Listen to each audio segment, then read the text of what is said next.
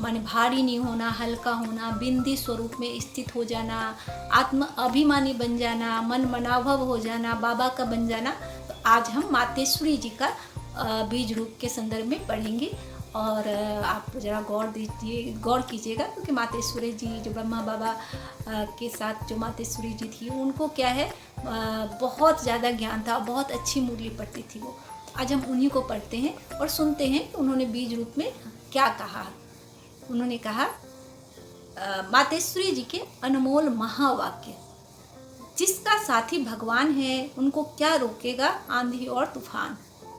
जिसका साथी है भगवान उसको क्या रोकेगा आंधी और तूफान।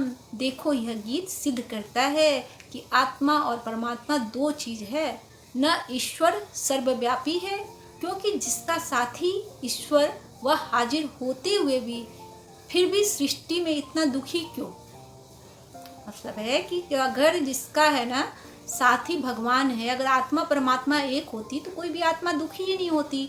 क्योंकि अगर आत्मा परमात्मा एक होती तो सब में परमात्मा वाले गुण होते, और अगर हम भगवान के गुणों से भरे हुए होते तो हम दुखी हो ही नहीं सकते थे।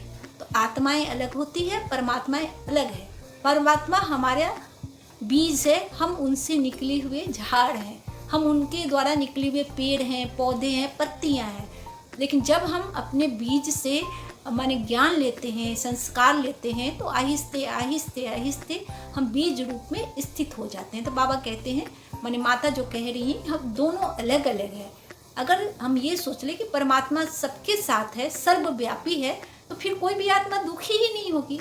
परमात्मा सर्वव्यापी नहीं है, ये ज्ञान का बहुत बड़ा सार है कि परमात्मा सर्वव्यापी नहीं है। परमात्मा सिर्फ उनके साथ है जो उनको याद करते हैं, उनका मनन करते हैं, चिंतन करते हैं, उनके साथ अपना योग लगाते हैं। तो आगे माता ने कहा, मनुष्य इतने कंगाल मोहताज क्यों।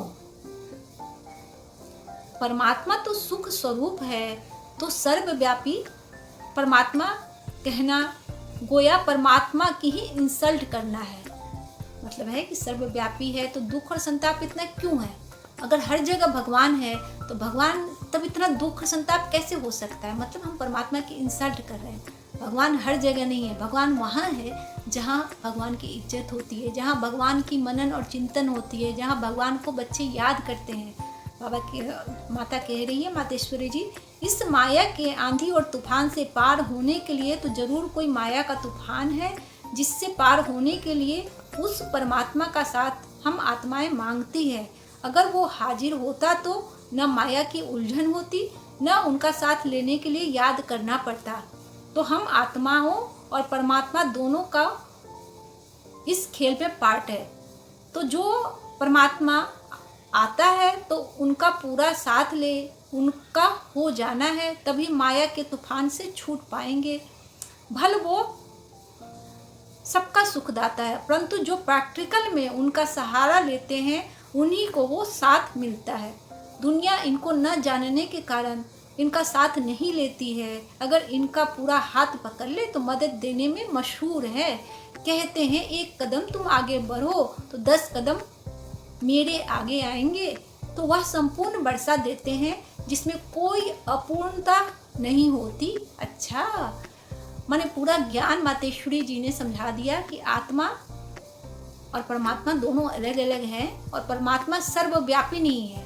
परमात्मा उन्हीं के साथ है जो उनको याद करते हैं। तो कहते हैं कि जो हम भगवान को पुकारते तो हैं कि पतित पावन है आप आओ हमें बचाओ, लेकिन हम समझते नहीं हैं कि भगवान कौन है, क्यों इस धरती पर आता है और कैसे उन्हें अपना बनाया जाता है। आज का जो अव्यक्त इशारा